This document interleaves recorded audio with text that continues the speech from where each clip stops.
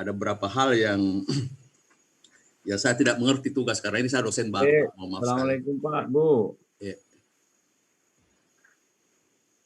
Oke.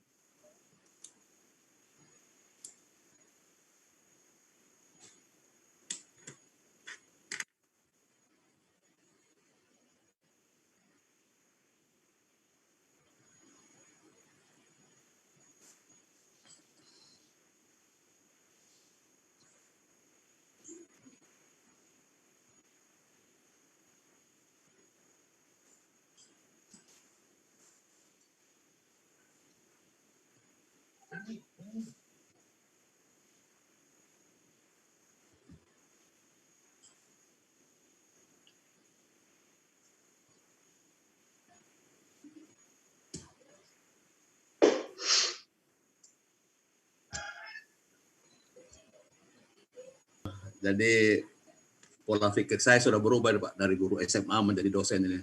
Alhamdulillah. Memang harus berubah Pak Latif. Ya, berubah Pak. Jadi dengan adanya rupanya tugas saya dosen itu berat sekali rupanya. Saya pikir ya maaf sekali. Saya pikir biasa-biasa saja. Ya Pak. Yang Pak Latif lihat itu hanya penampilan yang biasa-biasa. Betul Pak. Ya betul Pak. Pekerjaannya dosen tapi itu saya terus luar biasa Pak Latif. jadi dosen ini. Jadi status sosial naik Pak ini. Ya. Status sosial artinya pandangan masyarakat ini naik. Tetangga dosen beliau nih. Jadi dulu Pak panggil Pak Guru, Bapak pengawas, sekarang Bapak dosen Pak. Alhamdulillah Pak. Jadi itu rupanya jadi tantangan buat saya. Itu pertama Pak. Yang kedua di dalam RVS itu Pak. Jadi karena saya ini sudah mulai melupa Pak, mulai melobet-lobet. Jadi barangkali nanti saya bawa di kelas itu Pak sebagai manual saya. Sebagai manual saya terutama pada langkah-langkah pada observer itu. Apa yang perlu saya lakukan. Mulai misalnya pembukaan, kemudian pada kegiatan inti dan penutup. Itu ya nanti saya akan bawa langkah-langkahnya di kelas nanti kalau tatap muka. Itu yang kedua. Yang ketiga tentang tugas Pak. Ada yang maaf sekali karena saya orang baru ini Pak. Jadi terutama poin pertama Pak, peta kompetensi ini yang di mana ngambilnya ini peta kompetensi ini mata kuliah. Peta kompetensi Pak Latif itu di prodi itu. Oh di prodi Pak, oke Pak. Ya. Nah, jadi itu tag yang pertama, tag yang kedua RPS, tag yang ketiga Pak. Jadi ini video Pak 2 kali dibikin. Iya. Video Ada pertama di observasi, terus ya. di video kedua ya tanda kutip itu yang sudah hasil sempurnaan berdasarkan pengamatan. Yang mana yang dikumpul Pak? Dua-duanya atau satu saja Pak? Ini pekerti biasanya cukup sesuai dengan yang ditagihan itu Pak. Jadi cukup. Oh jadi satu Pak ya? Saja ya.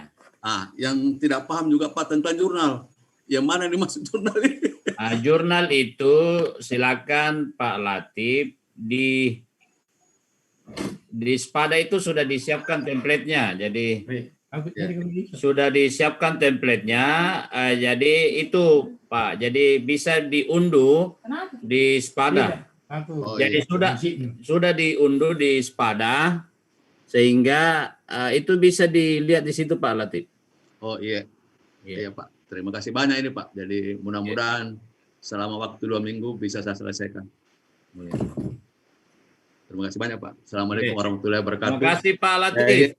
Assalamualaikum Pak. Ya silakan Pak Bahrudin Pak. Iya. Terima kasih banyak Dok. Jadi saya ini mulai dari pertama tanggal 1 sampai tanggal 5 beberapa materi. Terus masalah praktek micro teaching ini mulai dari kemarin sampai hari ini. Dan mungkin tidak lama lagi mungkin ini penutupan. Kalau informasi kemarin itu sebelum Jumat, informasi dari Bapak adalah sesudah Jumat. Itu bukan soal. Yang jadi permasalahan bagi kita ini peserta nomor urut 1 sampai 60 itu yang kita butuhkan yang di praktek mengajar ini adalah video pembelajaran. Jadi video pembelajaran itu 1 sampai 60 itu jelas berbeda-beda. Ini yang diamati oleh dosen yang 60 juga. Saya bisa jadi divideokan, bisa juga mengamati dan bisa juga memberikan deskripsi seperti itu. Jadi kita ini berlatih. Tadi sudah disinggung oleh Bapak bahwa kurikulum itu tidak bisa berubah-ubah. Yang harus dirubah adalah RPS. Tapi kenyataan biasanya itu lain menteri juga, itu lain juga kurikulum yang dia laksanakan seperti itu. Terus yang video pembelajaran itu kadang ada 3, kadang ada 2. Masuknya di sini yang mengamati daripada video itu, jadi pengamatannya. Jadi terus yang diamati itu adalah 5 aspek. Aspek yang pertama membuka perkuliahan, yang kedua menunjukkan penguasaan, yang ketiga menyampaikan materi, yang keempat menggunakan model, dan yang terakhir adalah pengelolaan kelas. Samping kita ini dosen yang 60 ini yang ikut dipekerti, saya yakin kalau kita beda satuan pendidikan atau maksudnya di sini kita masing-masing ada yang dari universitas dan STIM itu berbeda-beda semua. Jadi mungkin dosennya sama, mahasiswanya juga berbeda. Jadi saya berikan contoh dalam pengamatan ini. Kita memberikan video pembelajaran itu di semester yang sama, tapi di kelas yang berbeda, mungkin strategi yang kita gunakan untuk mencapai tujuan itu berbeda. Jadi sisa tergantung bagaimana kita untuk merealisasikan tujuan-tujuan yang dituangkan dalam RPS.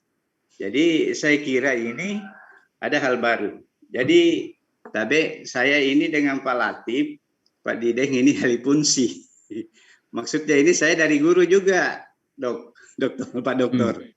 Jadi saya dari guru SMA juga, saya tua sebulan dari Pak Latif. Ya, baik, jadi mudah-mudahan bisa diberikan pencerahan seperti apa supaya kita ada keseragaman. Karena saya lihat di kampus, karena saya ini orang baru, tapi ini perintahnya setelah kita diterima dulu oleh Prof. Jas, silakan bapak-bapak ini yang peralihan ini kita ini bagikan baru lahir di kampus. Jadi kita di mana bumi dipijak, di situ langit dijunjung. Jadi yang saya gunakan sekarang adalah mata saya dan telinga saya masuk dalam universitas. Tapi mulut saya dan hati saya itu bisa berbicara nanti dalam hal seperti itu. Karena melihat di prodi itu, jadi di prodi itu RPS itu jadi lain-lain semua. Ini dosen ini lain, dosen ini lain, dosen ini lain. Saya masih teringat juga informasinya Prof. Ansar itu 3 hari yang lalu bahwa sebaiknya dalam satu mata kuliah biasa ada 3 pengampu atau 3 yang bertanggung jawab. Itu mungkin sama barangkali itu bentuk RPS-nya karena satu dosen dan dosen yang lain itu berbeda-beda semua, tapi materi sama dan semester yang sama. Saya kira sampai begitu, Pak Dokter. Mungkin Bapak bisa memberikan pencerahan bagi kita seperti apa yang kita tempuh nanti. Sekian, Assalamualaikum warahmatullahi wabarakatuh. Waalaikumsalam. Baik, terima kasih Pak Barudin. Jadi yang pertama, RPS itu komponennya harus standar satu perguruan tinggi, Pak. Yang boleh beda itu isinya, karena setiap mata kuliah itu beda-beda substansinya. Jadi kalau mata kuliah itu sama diajarkan oleh orang yang berbeda, mestinya sama. Jadi tidak boleh komponennya sama, isinya sama. Kalau mata kuliahnya sama, hanya diajarkan di kelas A, di kelas B, dan kelas C. Iya. Itu kuncinya, Pak. Kemudian yang kedua, video ini, Pak Bahar, itu bukan untuk 60 orang ini. Jadi Bapak mau buat video yang mengobservasi itu teman sejawat Bapak Ibu di mana Ibu mengajar. Jadi misalnya Pak Bahar, Pak Dokter, ya, saya sudah paham seperti itu. Maksudnya begini, kita ada masuk dalam kelas yang 60 ini, ya, kita masing-masing membuat video. Ya. Kita masing-masing membuat video pembelajaran. Terus yang diamati kemarin dari kelompok 1 sampai 7 kan yang diberikan komentar adalah pengamatan kita yang diamati. Ya. Boleh saja kita satu kelompok ini pengamatannya, kalau saya sekelompok Pak Latif sebagai pengamat pertama, konsepnya Pak Latif atau kalimatnya Pak Lati dari poin 1 sampai 5 berbeda dengan pengamatan saya. Itu kan bisa saja. Maksudnya begitu. Ya, Jadi itulah. cara saya melihat videonya dan mungkin yang membuat video itu caranya juga melihat saya. Oke. Jadi saya melihat orang dan orang melihat saya seperti itu. Oke, baik.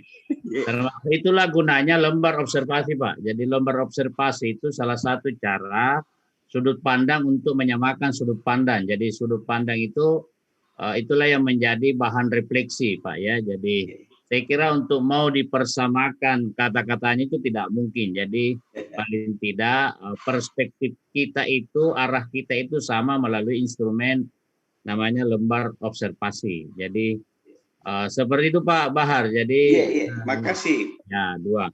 Kemudian yang ketiga tentang kurikulum. Yang saya maksud tadi itu bukan berarti bahwa kurikulum itu tidak boleh berubah, tetapi ada periodenya.